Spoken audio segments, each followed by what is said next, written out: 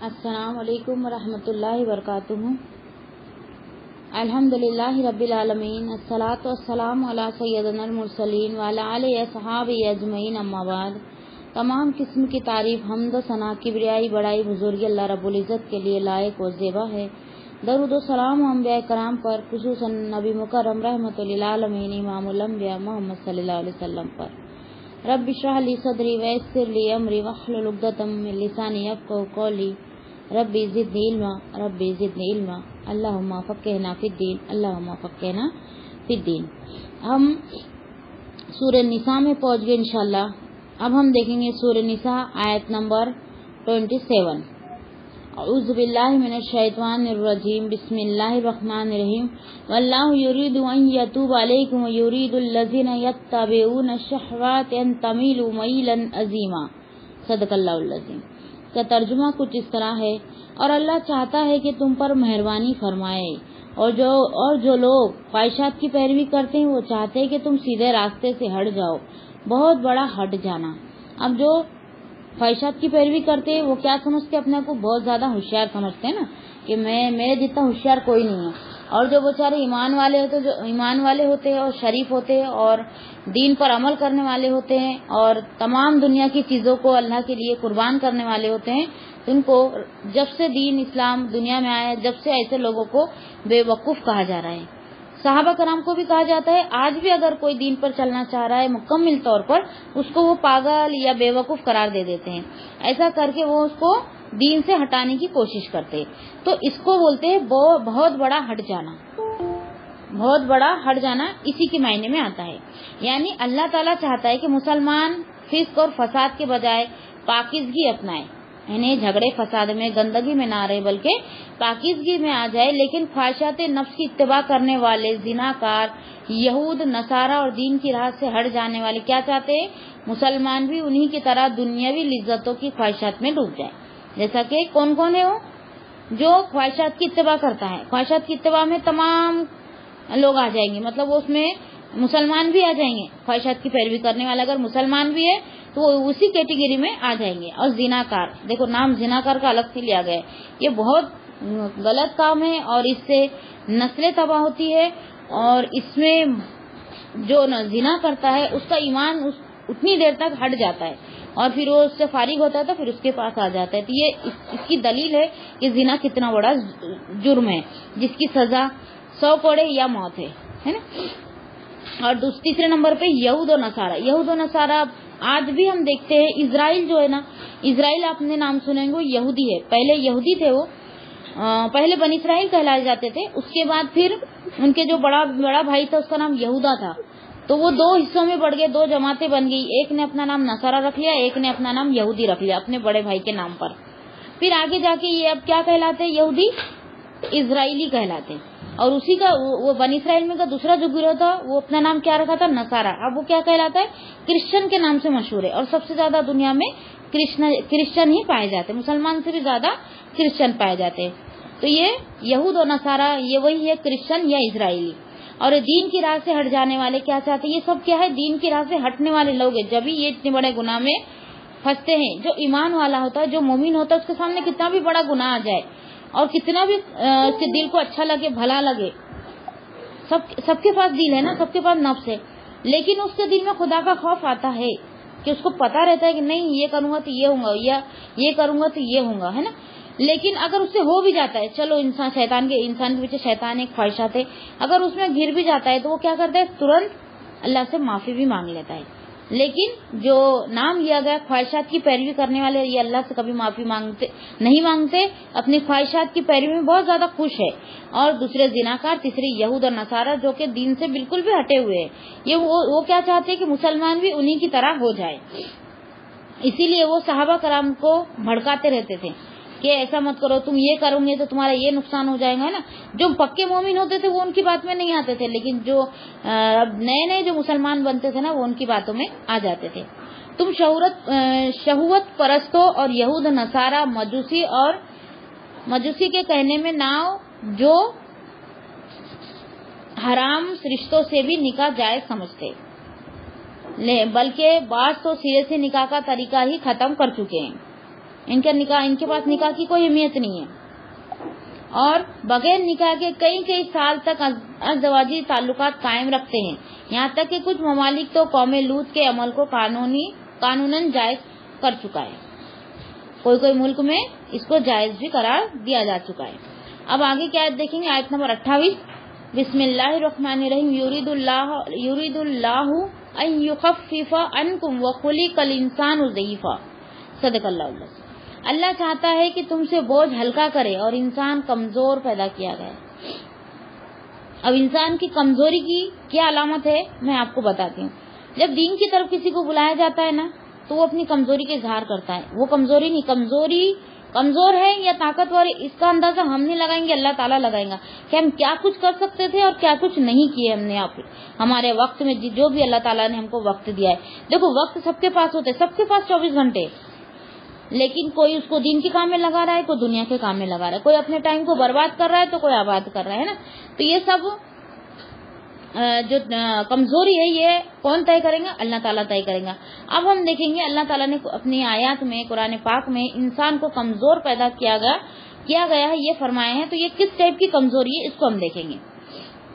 यानी अल्लाह ताला को इंसान की कमजोरी का खूब इल्म है, इसलिए अहकाम शरीयत में उनकी सहूलत का ख्याल रखा गया है और दीन में सख्ती नहीं बरती गई। हमारे दीन में बिल्कुल सख्ती नहीं, बहुत आसान है हमारा दीन। अगर हम दीन पर अमल करें तो इतने मशक्कत में पड़ेंगे ही नहीं हम, जितनी मशक्कत में आज हमारे शोहर पड़े, हमारे बच्चे, हमारे बेटे वगैरह जितनी मशक्कत करते हैं दुनिया कमाने में, इतनी जरूरत पड़ती ही नहीं। जरूरत पुरता कमाओ, बाकी टाइम पूरा दीन में लगा दो, ये हुक्म है हमको। सहाबा कराम का खुद का ऐसा अमल था, नबी सल्लल्लाहु अलैहि वसल्लम का खुद का ये अमल था कि नबी सल्लल्लाहु अलैहि वसल्लम के पास एक बाग था छोटा सा, उसका हर महीने मंथली आता था, उसको भाड़े से दे दिए थे नबी सल्लल्लाहु अलैहि वसल्लम ने, और उसका जो पैसा आता था वो उम्मुल मोमिनीन में बांट देते थे और वो उसी में अपना घर चलाती थी। कम से कम जितनी जरूरत है उतना, उससे भी कम। हालांकि सहाबा के बारे में यहाँ तक आता है कि हजरत अबू बकर जो है वो जब खलीफा बने तो उनका वो कपड़े का बिजनेस करते थे, वो कपड़े के बिजनेस के लिए जा रहे थे। तो हजरत उमर ने कहा कि दो जिम्मेदारी आप पर कैसे डाल सकते हैं, ऐसा कीजिए आप धंधा बंद कर दीजिए और खलीफा बने हैं तो उसकी खिलाफत संभालिए, तो आपको मुआवजा खिलाफत बैतुल माल से दिया जाएगा। जब हजरत अबू बकर को बैतुल माल से जो मंथली जो बंधा गया, जो भी था उनका रकम जो भी बंधी गई थी, तो वो घर में देते थे और उनकी बीवी वो घर चलाती थी। फिर उनकी बीवी ने कई महीनों तक एक पाई जोड़कर उसने जमा किया और उसके बाद कुछ मीठी चीज बना ली, यानी कुछ नई आइटम बना ली जो जरूरत से ज्यादा में हम खाते हैं ना चटके के लिए, तो वो पेट भरने की चीजें अलग होती है और एक अलग से चीज जो होती है जो शौकियाना तौर पे हम लोग बनाते, जैसा मीठी चीज मतलब खीर वगैरह, हलवा वगैरह जो बनाते हैं वो, उसने वो मीठी चीज इसलिए बनाई कि अपने शोहर को खुश करे। तो उन्होंने कहा ये कहाँ से आई, इतने पैसे आपके पास ये बनाने के लिए?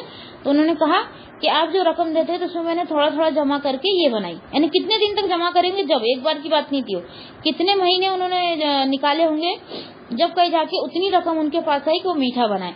तो जब हजरत अबू बकर को पता चला कि इतनी रकम उसमें से निकल रही है, उसके बाद भी हमारी जरूरत पूरी हो रही है, तो उन्होंने उतनी रकम निकालना, यानी उतनी रकम कम लेकर फिर मंथली लेना चालू किए। जैसा वो पहले 2000 लेते थे, एक मिसाल दे रही हूँ मैं, फिर वो 200 रुपये हर महीने निकाल के उसने कुछ मीठा बनाई उनकी बीवी ने। तो उन्होंने क्या किया, हर महीने 200 रुपये कट रहे थे हमारे इसमें से, तो भी हमको पता नहीं चला और हमें खाने पीने के लिए भी कोई कमी नहीं हुई। तो उन्होंने वो 200 रुपये अपने मंथली में से कम कर दिए। तो क्यों? उनको कोई मना था कि 2000 रुपये, तो किसी को बताते नहीं तो भी चलता था, लेकिन वो लोग जरूरत के मुताबिक खर्च करते थे, सिर्फ खाना, कपड़ा और मकान। कपड़े भी हमारे जैसे अलमारी भर कर नहीं होते थे, सिर्फ 2 जोड़ी में काम चला लेते थे। कई की जगह तो एक ही होता था और कई साहबा का तो ऐसा भी आता कि एक चादर रहती थी उसी को लपेट लेते थे, लेकिन पूरा उनका जो टाइम था वो अल्लाह की राह में लगा देते थे, दीन फैलाने में, जंगों में, इबादत में, लोगों को सिखाने में, बस इसी में लगा देते थे, कमाई में नहीं। अगर कमाई में लगाते तो वो भी हमसे कोई कम नहीं होते। आज हमारे यहाँ के जेंट्स या हम खुद देखो, हमको दुनिया की पड़ी है और दुनिया में हम बहुत ज्यादा टाइम लगाते हैं और दीन के लिए 1 घंटा भी मुश्किल से निकलता है हमारे पास। अब आगे अल्लाह ताला ने दीन को बिल्कुल आसान किया है और सख्ती इसमें बिल्कुल भी नहीं की है। जो भी हम हमारे ऊपर लाद रहे हैं, जो भी हम सख्ती मुसीबतें उठा रही है, हमारा ہمارے کرنی ہے، ہماری خود کی کرنی ہے یہ اگر ہم اللہ کے احکام پر چلتے، اطیع اللہ اطیع الرسول بنتے، تو ہم کو اتنی مشقت اٹھانے کی ضرورت ہی نہیں پڑتی، ہم آسانی سے ہماری زندگی بسر کرتے ہیں۔ پھر آگے یریدو ان یتوب علیکم، یعنی اللہ تعالیٰ تمہارے لیے آسانیاں پیدا کرنا چاہتا ہے، کہ تم پر سختیاں کرنا نہیں چاہتا۔ لونڈی سے نکاح کی اجازت دینا یہ اللہ کی طرف سے ایک آسانی ہے، کہ ہم اگر ہمارے پاس مال نہیں ہے تو ہم کام والی سے نکاح کر لے، اس کا مالک اس کا ولی بنے گا، اس کے مطابق جیسے خاندانی عورت کا مہر بنے گا ویسے ہی وہ لونڈی کا بھی مہر بنے گا، اور تم اس سے نکاح کر کے اپنی ضرورت پوری کرو، نہ کہ زنا کر کے۔ اس لیے دین کو سخت نہیں بنایا۔ اور آگے اللہ تعالیٰ نے ارشاد فرمایا سورہ حج آیت نمبر 78 میں کہ وَمَا جَعَلَ عَلَيْكُمْ فِي الدِّينِ مِنْ حَرَجٍ، اور دین میں تم پر کوئی تنگی نہیں رکھی۔ اور آگے فرمایا سورہ مزمل آیت نمبر 20 میں عَلِمَ أَن لَن تُحْصُوهُ فَتَابَ عَلَيْكُمْ فَاقْرَؤُوا مَا تَيَسَّرَ مِنَ الْقُرْآنِ عَلِمَ أَن سَيَكُونُ مِنكُم مَّرْضَىٰ وَآخَرُونَ يَضْرِبُونَ فِي الْأَرْضِ يَبْتَغُونَ مِن فَضْلِ اللَّهِ وَآخَرُونَ يُقَاتِلُونَ فِي سَبِيلِ اللَّهِ فَاقْرَؤُوا مَا تَيَسَّرَ مِنْهُ۔ اس نے جان لیا کہ تم ہرگز اس کے طاقت نہیں رکھو گے جو اس نے تم پر مہربانی فرمائی، تو قرآن میں سے جو میسر ہو پڑھو۔ اس نے جان لیا کہ یقیناً تم میں سے کچھ بیمار ہوں گے اور کچھ دوسرے زمین میں سفر کریں گے، اللہ کا فضل تلاش کریں گے، اور دوسرے اللہ کی راہ میں لڑیں گے، پس اس میں سے جو میسر ہو پڑھو۔ اور آگے فرمایا سورہ بقرہ آیت نمبر 185 میں کہ یرید اللہ بکم الیسر وما یرید اللہ اسرا،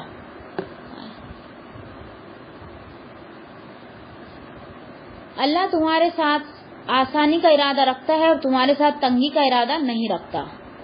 اور فرمایا سورہ بقرہ آیت نمبر 286 میں لا یکلف اللہ نفسا الا وسعها، اللہ کسی جان کو تکلیف نہیں دیتا مگر اس کی گنجائش کے مطابق۔ ہمارے پہ جو بھی بیت رہا ہے وہ ہماری کرتوت کا پھل ہے۔ اگر ہم دین کے مطابق زندگی گزارتے تو بہت سکون سے بہت آرام سے گزرتے، لیکن ہم نفس پرست ہے، نفس کے پیچھے بھاگ رہے، نفس کی پیروی کر رہے ہیں، اسی لیے ہم اتنی مشکلات میں پڑ رہے ہیں۔ اب سیدنا ابو ہریرہ رضی اللہ تعالیٰ عنہ بیان کرتے ہیں کہ رسول اللہ صلی اللہ علیہ وسلم نے فرمایا بے شک دین آسان ہے۔ دیکھو دین آسان ہے، بہت ساری باتیں اس میں آسان ہے، اور ہم نے خود نے اس کو مشکل بنا دیا۔ جیسا کہ فجر میں اٹھے تو سورہ یاسین پڑھ لو، کس نے کہا؟ کہاں لکھا ہے؟ سورہ یاسین قرآن کا دل ہے، کہاں مل گیا آپ کو؟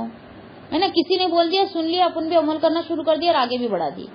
نہیں، اگر ہم کو کوئی ایسی حدیث ملتی ہے جو ہم کو شک پیدا کرتی ہے تو اس کو پہلے ہم کو جانچنا اور پرکھنا چاہیے، اس کے بعد آگے بڑھانا، کیونکہ ہم توبہ کر لیں گے لیکن ہمارے بول پر اگر کسی نے اس پر عمل کر لیا تو وہ تو توبہ نہیں کرے گا نا، اس کو ہم کہاں سے ڈھونڈ کر لائیں گے؟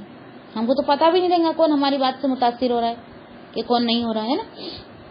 اس لیے دین کی بات کو اگر پھیلانا ہے تو بہت زیادہ ڈیپ میں جا کر غور و فکر کر کے پھر پھیلانا۔ پھر اور ایک حدیث اس میں سیدنا سعد بن ابن وقاص رضی اللہ تعالیٰ عنہ بیان کرتے ہیں کہ رسول اللہ صلی اللہ علیہ وسلم نے فرمایا مسلمانوں میں سے سب سے بڑا مجرم وہ شخص ہے، دیکھو سنو، مسلمانوں میں سے سب سے بڑا مجرم وہ شخص ہے جس نے کسی ایسی چیز کے متعلق پوچھا جو حرام نہیں تھی لیکن اس کے سوال کرنے کی وجہ سے وہ حرام کر دی گئی۔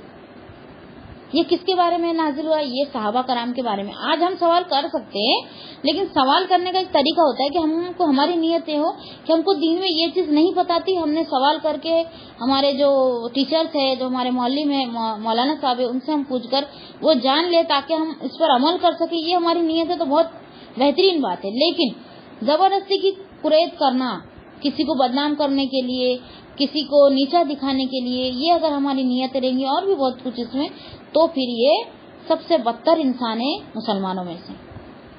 اب یہ صحابہ کرام کے بارے میں کیوں نازل ہوئی کہ بنی اسرائیل کے بارے میں آتا ہے نا قرآن میں کہ ان کو ایک گائے ذبح کرنے کا اللہ تعالیٰ نے حکم دیا، اگر وہ کوئی بھی گائے لے کے ذبح کر لیتے تو حکم پورا ہو جاتا، لیکن انہوں نے کیا سوال کیے کہ گائے کیسی ہو، ہے نا، کتنی عمر ہو، کیسی دکھتی ہو، ہے نا، کام کری ہوئی ہو یا نہ ہو، کتنی اس میں سوالات کر دیے جو بے معنی تھے، کوئی معنی نہیں رکھتے تھے یہ۔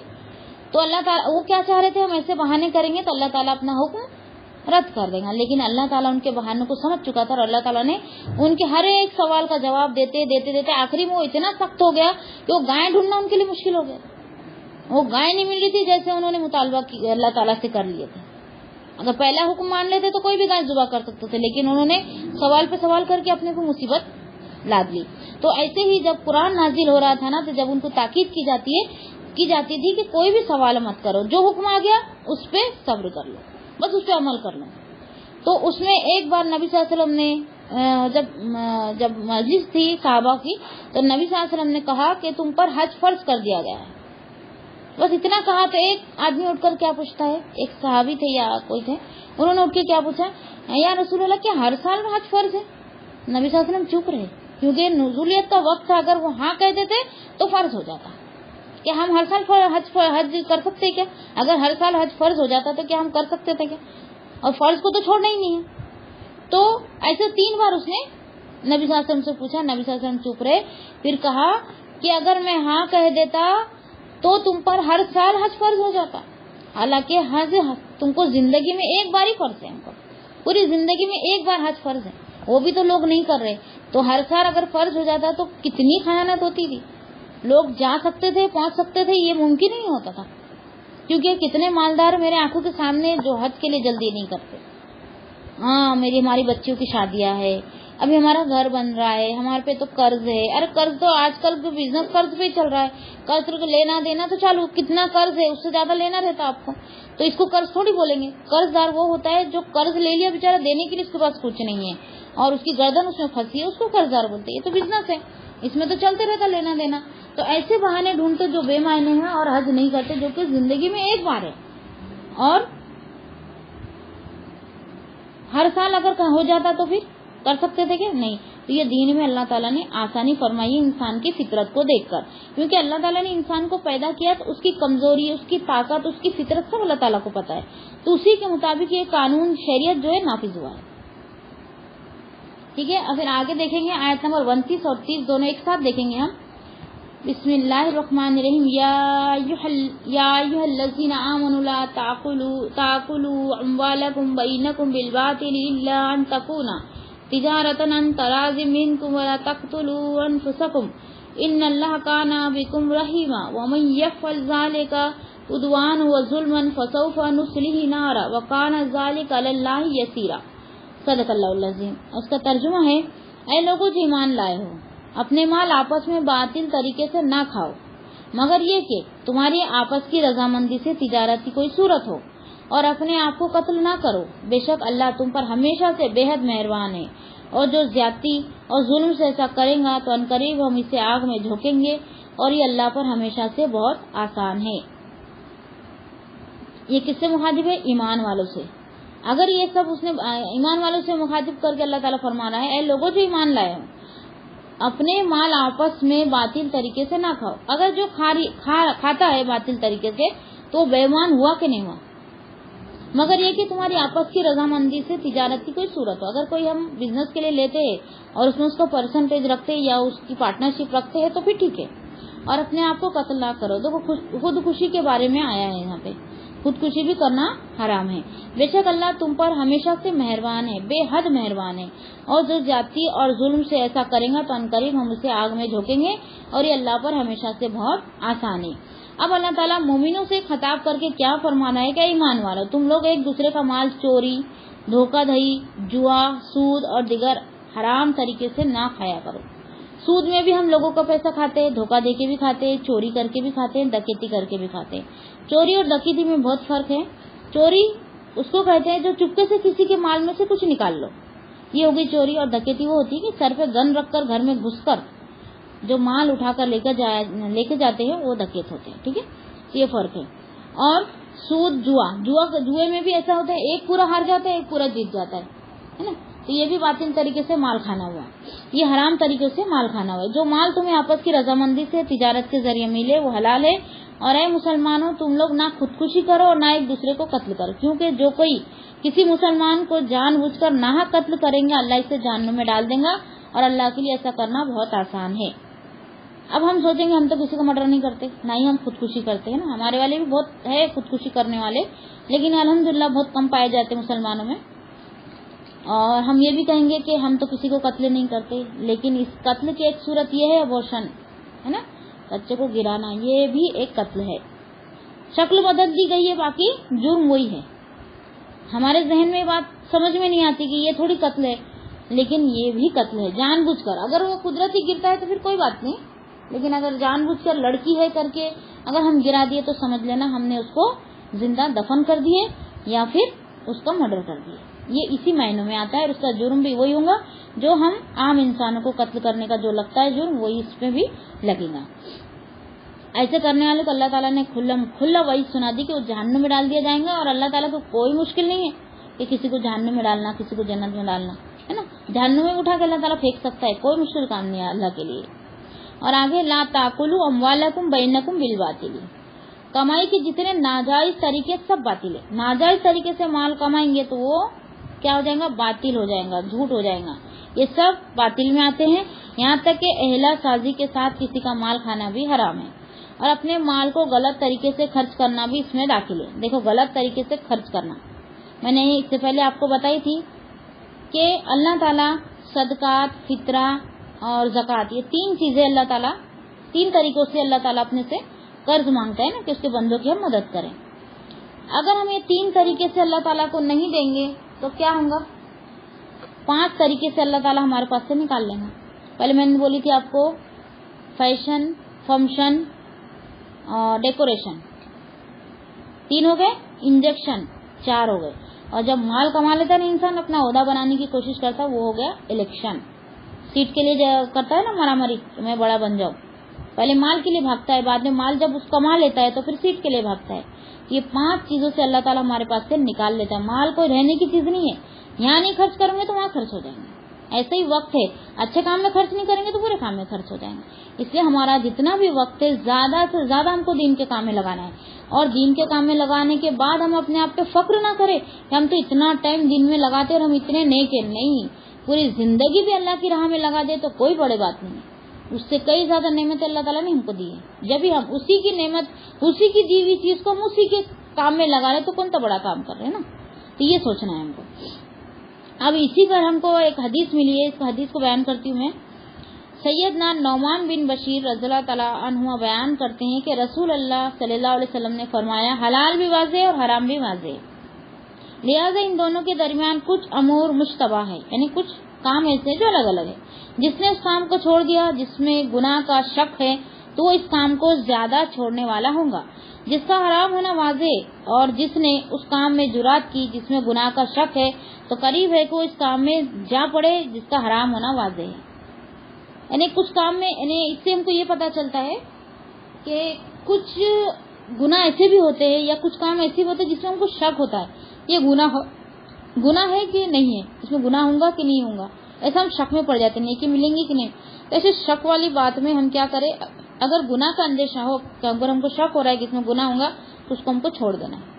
यकीन पर हमारा ईमान होना चाहिए, यकीन पे हमारी जिंदगी होना चाहिए, और ईमान और अल्लाह ताला यकीन पर ही अजर देगा, तो शक पर नहीं देगा। देखो सबसे पहली आयत यही है, ये वो किताब है जिसमें कोई शक नहीं। तो शक, अगर हमको ऐसा भी हो गया कि हमने वजू करे कि नहीं करे, बार बार हमको यही हो जाएगा, वसवसे आते हैं ना हमारे जहन में।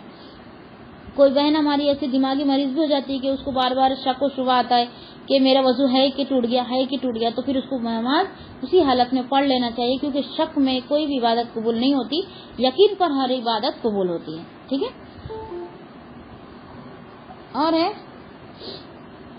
और जिसने इस काम की जुरात की, यानी गुनाह में देरी नहीं करना चाहिए। गुनाह अगर मजबूरी में हो जा रहा है हमारे से तो तौबा इस्तगफार करना है और डरते हुए जिंदगी गुजारना है। गुनाह पर डेरिंग करेंगे पूरी नस्लें उसमें तबाह हो जाएंगी, पूरी नस्लें तुम्हारी वैसे ही बन जाएंगी, क्योंकि हमको डेरिंग करते हुए देख लिए हमारे बच्चे, तो हमारे बच्चे भी डेरिंगबाज बन जाते गुनाह के मामले में। डेरिंगबाज बनना कोई गुनाह नहीं है, लेकिन गुनाह के मामले में डेरिंग करना बोले तो बहुत बड़ा गुनाह है। ठीक है, कि वो इस काम में जा पड़े जिसका हराम होना वाजे। गुनाह अल्लाह की चिरागाह है, जो शख्स चिरागाह के इर्द गिर्द रेवट चढ़ाता है मुमकिन है कि वो चिरागाह में भी जा पड़े। यानी जब गुनाह हो रहे हैं جہاں جوئے سٹے زنا اور بھی دوسرے برے کام ہو رہے وہاں کے گلیوں میں بھی ہم کو نہیں پھٹکنا چاہیے، اس راستے سے بھی ہم کو نہیں جانا چاہیے۔ اگر ہمارا آٹو والا اس راستے سے ہم کو لے کے جائے جہاں سے گناہ کے کام ہوتے ہیں تو اس کو کہیے کہ دوسرا کوئی راستہ ہو تو بھلے دور ہو تو 50 روپے ہم سے زیادہ لے لے، لیکن دوسرے راستے سے لے کے جاؤ، راستے سے بھی ہم کو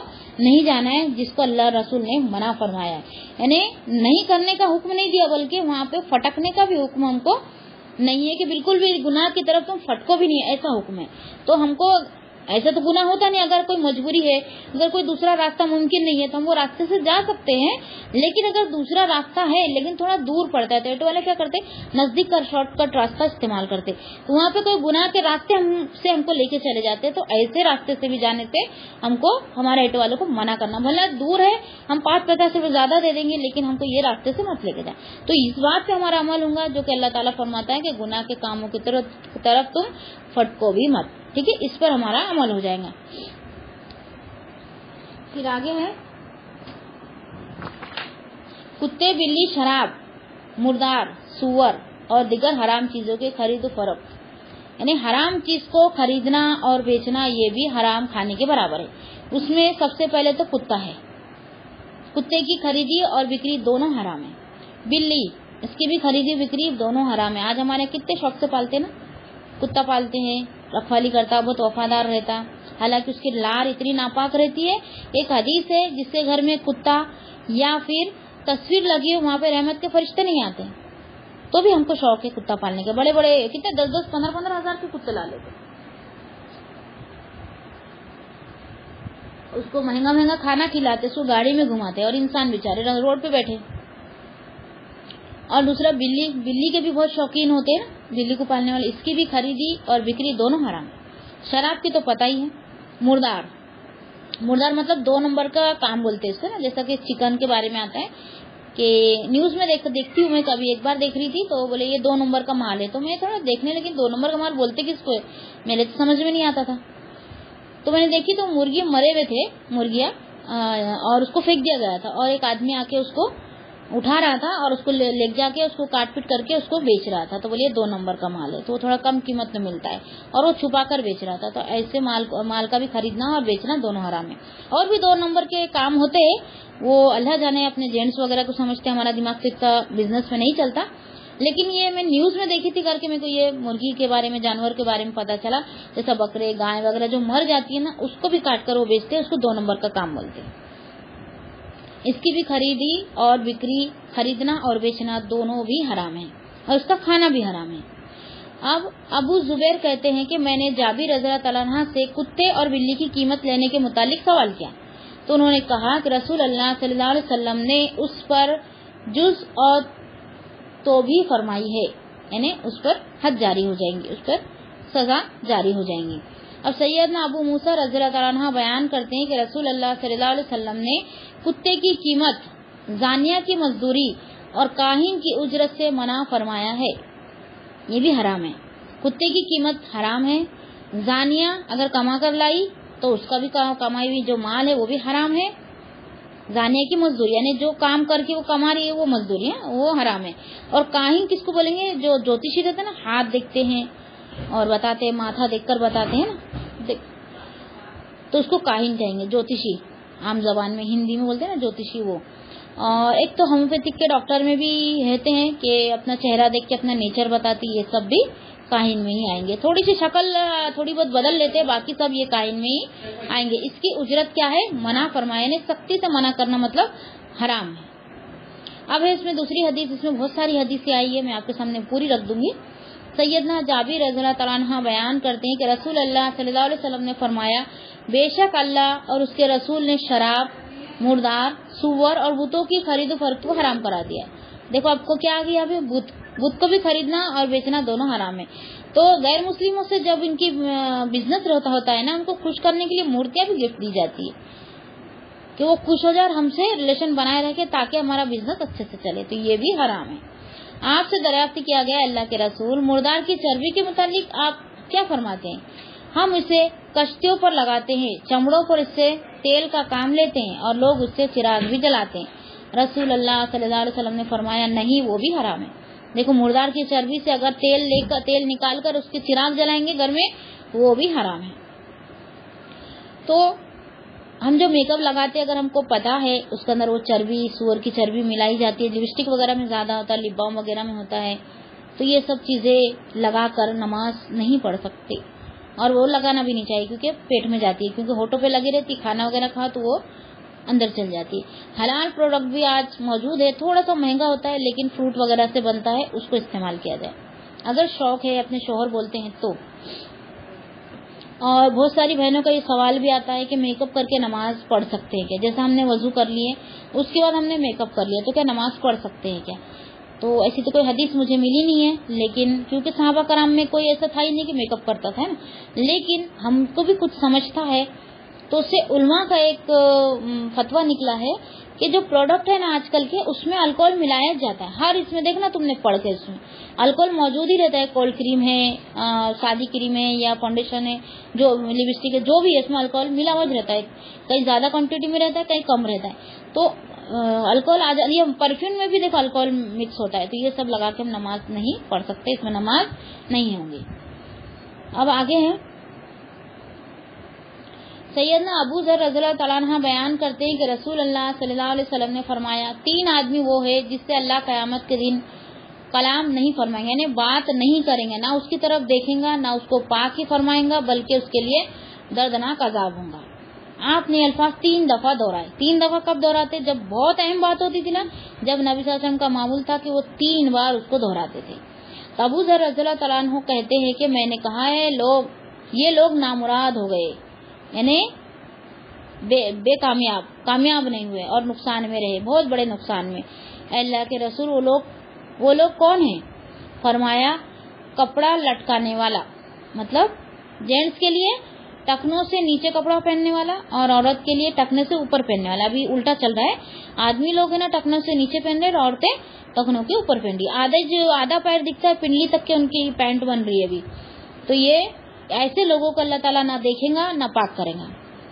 اور پہلے کے زمانے میں جو راجا مہاراجا رہتے تھے نا, تو وہ دیکھو کپڑا گھسیٹتے ہوئے چلتے تھے, بہت لمبا کچھ ڈال لیتے تھے کندھے پہ اور وہ پیچھے سے گھسیٹتے ہوئے چلتا تھا, یا کچھ لوگ ہوتے تھے اس کو اٹھائے ہوئے رہتے تھے. تو اس سے کیا ہوتا ہے, تکبر آتا ہے. تو یہ بھی کپڑا لٹکانے میں شامل ہے, اور ٹخنوں کے نیچے جینٹس لوگ کا پہننا ہے یہ بھی اس میں شامل ہے. اور دوسرا ہے احسان جتلانے والا. احسان جتلانے والے کے بارے میں میں نے فرمائی کہ کس طرح سے احسان جتلایا جاتا ہے. ایک تو منہ سے بولنا, یہ بہت نچلے درجے کا اخلاق ہے کہ ہم دے رہے اور بول کر سنا رہے. اور دوسرا ایسی حرکت کرنا جس سے وہ اپنے آپ کو کم ثابت کرے, اپنے آپ کو ذلیل سمجھے, اپنے سامنے نیچے منڈی کر لے.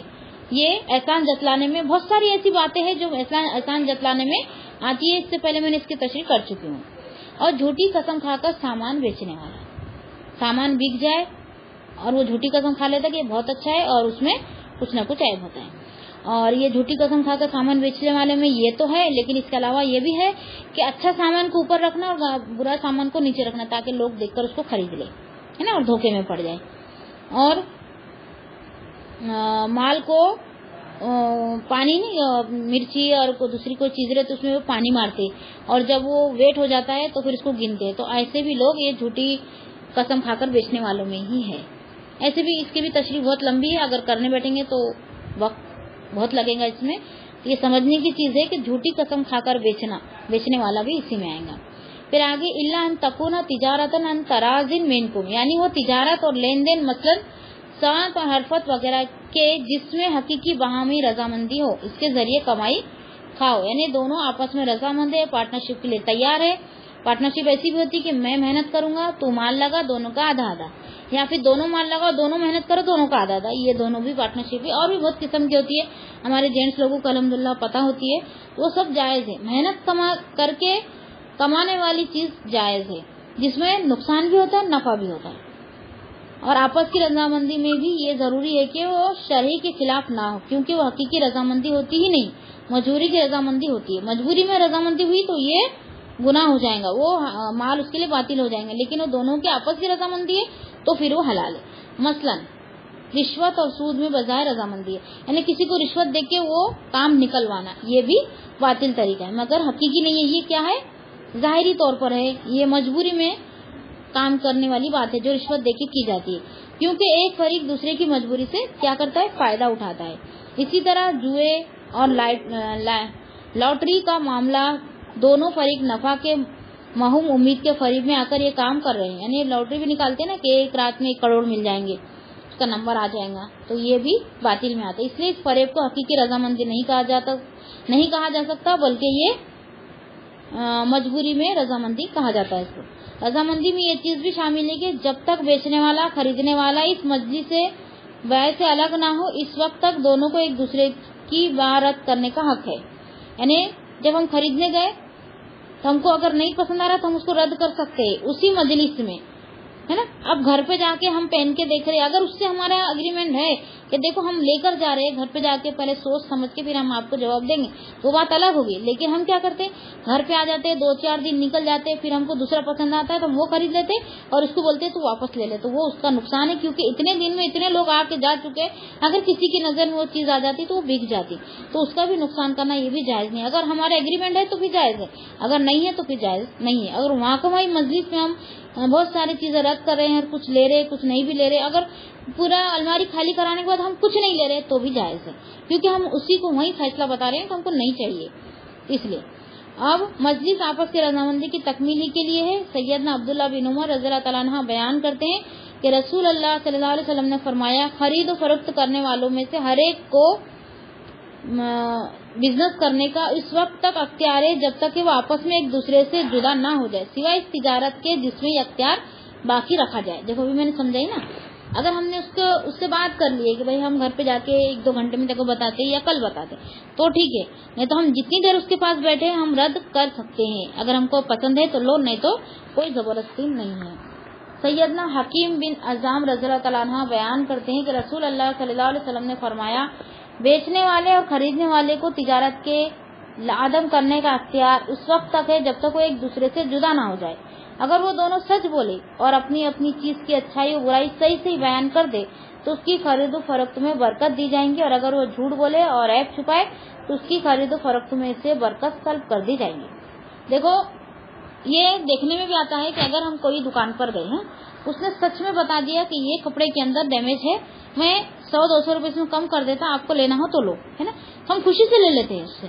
لیکن اس نے یہ کہا کہ نہیں یہ بہت عمدہ ہے، بہت اچھا ہے، آپ رکھ لو، اور پوری قیمت لے لیا، گھر پہ آنے کے بعد ہم کو ڈیمیج دکھا تو ہم دوبارہ اس کی دکان پہ جائیں گے کیا؟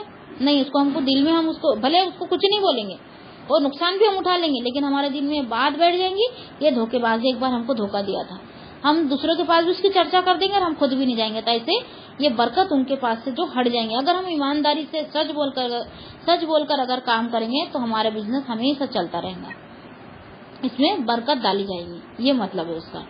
اس لیے ہم کو جو بھی عیب ہے ہمارے مال میں تو وہ پہلے سے بتا دیا جائے، اس کی قیمت وہ ڈیمیج کے حساب سے کم کر دی جائے کہ آگے والا خرید لے، اگر نہیں تو پھر نہیں لینا چاہتا ہے، وہ اس کو پسند نہیں کرتا تو کوئی بات نہیں۔ ایسا سچ میں فائدہ ہے اور جھوٹ میں نقصان ہے۔ جھوٹ ایک بار بول کر اگر ایک بار جھوٹ کا فاش جو پردہ ہے وہ ہٹ گیا تو کوئی ہم پہ یقین اگلی بار سے نہیں کرے گا۔ اگر ہم سچ بولتے رہے، ہمیشہ سے سچ بولتے رہے، تو ہمارا جو بھروسہ ہے، ہمارے پہ جو لوگ یقین کرتے ہیں وہ کیا ہوتا ہے، پختہ ہو جاتا ہے اور پکا ہو جاتا ہے۔ اس لیے ہم کو ہمیشہ سچائی بولنا ہے، بیچنے میں، خریدنے میں، ہر ایک چیز میں جو ہے بتا دینا، جو نہیں ہونا تو ٹھیک ہے، نہیں ہونا تو کوئی بات نہیں۔ ہاں اگر ہم کو بیچنا ہی ہے، ہم کو نکالنا ہی ہے تو 100-200 روپے سے کم کر دو، تو آگے والا خوشی لے لیں گا، وہ کچھ نہیں آپ پہ الزام لگائیں گا، نہ آپ کو دھوکے بازی کریں گا، کچھ نہیں کریں گا۔ ایسا ہوتا ہے نا، بہت جگہ ڈیمیج پیس بھی بیچے جاتے ہیں نا۔ اور آگے والا تقتلوا انفسکم ان اللہ کان بکم رحیما، ان کے تینوں معنی ہو سکتے ہیں اور تینوں مراد ہے۔ پہلا یہ کہ شریعت کی مخالفت کرتے ہوئے حقیقی باہمی رضامندی کے بغیر اگر لین دین کرو گے تو اس کا نتیجہ آپس میں قتل و غارت گری ہوگا، کیونکہ مال کے لیے اور عورت کے لیے، دو چیزوں کے لیے بہت زیادہ قتل گری اور فساد گری ہوتی ہے دنیا میں، اس لیے رضامندی ہونا بہت زیادہ ضروری ہے۔ لہٰذا یہ کام مت کرو، نمبر 1۔ اب دوسرا ہے کہ ایک دوسرے کو قتل مت کرو، کیونکہ یہ قتل میں اپنے آپ ہی کو قتل کرنا ہے۔ تیسرا یہ کہ خودکشی مت کرو، یعنی کسی کو قتل کریں گے ہم تو وہ بھی ہم کو قتل کرنے کے در پہ ہو جائیں گا، اس کا مطلب یہ نا ہم نے اپنے آپ کو مار ڈالا۔ ویسے ہی دین کے بارے میں ہم دوسروں کے دین کے بارے میں انگلی نہ اٹھائے، کسی کو برا بھلا کسی کے دین کو ہم برا بھلا نہ کہے، کیونکہ اگر ہم اس کے دین کو برا بھلا کہیں گے تو وہ اپنے دین کو برا بھلا کہیں گے۔ اسی لیے ہم اسی طرح ہم کسی کے ماں باپ کو گالی نہ دے، اس کے بدلے وہ ہمارے ماں باپ کو گالی دے گا. تو ایسے ہی یہ قتل کرنے کا ہے کہ ہم کسی کو قتل نہ کریں کہ وہ قتل کے بدلے وہ ہم کو قتل کر دے گا، یا پھر خودکشی کرنا تو منع ہی حرام ہے. اب سیدنا عمر بن عاص رضی اللہ تعالیٰ عنہ بیان کرتے ہیں کہ جب رسول اللہ صلی اللہ علیہ وسلم نے مجھے ذات سلاسل کے سال بھیجا تو میں ایک ایسی رات میں جنبی ہو گیا جو شدید سرد تھی، اور مجھے یہ خدشہ لاحق ہوا کہ اگر میں نے غسل کیا تو مر جاؤں گا. لہٰذا میں نے تیمم کر کے اپنے ساتھیوں کو صبح کی نماز پڑھا دی، اور جب رسول اللہ صلی اللہ علیہ وسلم کی خدمت میں حاضر ہوا تو میں نے آپ سے اس کا تذکرہ کیا. آپ نے فرمایا، عمرو تم نے اپنے ساتھیوں کو حالت جنابت ہی میں نماز پڑھا دی. میں نے عرض کیا، اللہ کے رسول، مجھے شدید سرد رات میں احتلام ہوا تھا، جو خدشہ تھا کہ مجھے ڈر تھا کہ اگر میں نے غسل کیا تو میں مر جاؤں گا. اور اس موقع پر مجھے ارشاد باری تعالیٰ یاد آیا جو کہ یہ ہے، وَلَا تَقْتُلُوا أَنفُسَكُمْ إِنَّ اللَّهَ كَانَ بِكُمْ رَحِيمًا، اور اپنے آپ کو قتل نہ کرو، بے شک اللہ تم پہ ہمیشہ سے بے حد مہربان ہے. تو میں نے تیمم کر کے نماز پڑھا دی. یہ سن کر رسول اللہ صلی اللہ علیہ وسلم ہنسنے لگے، اور آپ صلی اللہ علیہ وسلم نے مزید کچھ نہ فرمایا. دیکھو یہ بھی ایک اجازت ہوتی تھی. کچھ حدیث ایسی ملتی ہے جس میں نبی صلی اللہ علیہ وسلم نے خود بیان فرمایا، خود حکم دیا. کچھ حدیث ایسی ملتی ہے کہ نبی صلی اللہ علیہ وسلم ان کو کچھ کام کرتے ہوئے دیکھا اور ان کو منع فرمایا، اور کچھ حدیث ایسی ملتی کہ انہوں نے کچھ کیا اور نبی صلی اللہ علیہ وسلم نے اس پر خاموشی اختیار کی. یہ وہ بات تھی جس میں نبی صلی اللہ علیہ وسلم مسکرائے اور خاموشی اختیار کی. اس کا مطلب یہ کہ یہ صحیح تھا. تو اس سے یہ پتا چلا کہ اگر پانی نہیں ہے، اگر پانی سے ہم کو خطرہ ہے ہمارے جان کا، تو ہم تیمم سے پاکی حاصل کر سکتے ہیں. تو تیمم ہے نا، وضو تک کے سب کو پتا تھا کہ وضو اگر وضو نہیں کرے تو ہم تیمم کر کے نماز پڑھ سکتے. لیکن تیمم غسل کا بھی کام کرتا ہے ایسے موقع پر جو کہ بہت شدید ہو، کہ بھئی اگر ہم کو کوئی ایسا مسئلہ پیش آئے جس میں غسل واجب ہو گیا، سب کو پتا ہے الحمدللہ، تو ایسا مسئلہ پیش آ جائے جس میں غسل واجب ہو جائے اور پانی کا انتظام نہ ہو، یا پانی کا استعمال کرنے سے ہم کو کچھ ڈر ہو کہ ہمارے کو کوئی بیماری بڑھ جائیں گی یا ہم مر جائیں گے، تو پھر ہم تیمم سے یعنی پاک مٹی سے ہم اپنے آپ کو پاک کر سکتے ہیں اور نماز قرآن جو بھی ادا ہم کر سکتے ہیں. ٹھیک ہے. اب آگے سیدنا ابو ہریرہ رضی اللہ تعالیٰ عنہ بیان کرتے ہیں کہ رسول اللہ صلی اللہ علیہ وسلم نے فرمایا، جس شخص نے چھری کے ساتھ اپنے آپ کو قتل کیا تو جہنم میں چھری اس کے ہاتھ میں ہوں گی اور اس کے ساتھ اپنے پیٹ کو پھاڑے گا اور ہمیشہ ہمیشہ کے لیے جہنم کی آگ میں رہے گا. اور جس نے اپنے آپ کو زہر سے قتل کیا تو جہنم اس کا زہر اس کے ہاتھ میں ہوگا، جسے وہ تھوڑا تھوڑا کر کے پیے گا اور ہمیشہ ہمیشہ کے لیے جہنم کی آگ میں رہے گا.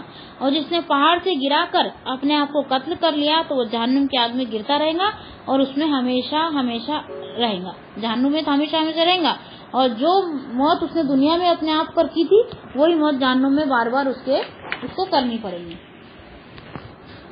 یہ خودکشی کے بارے میں تھا. اب دوسری آیت شروع کرنے سے پہلے